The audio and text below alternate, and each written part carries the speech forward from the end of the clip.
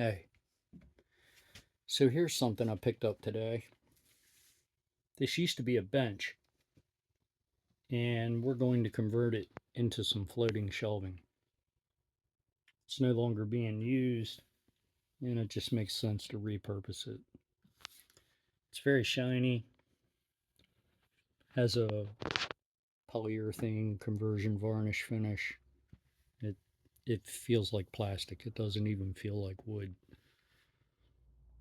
We're going to remove this nasty old finish and set this up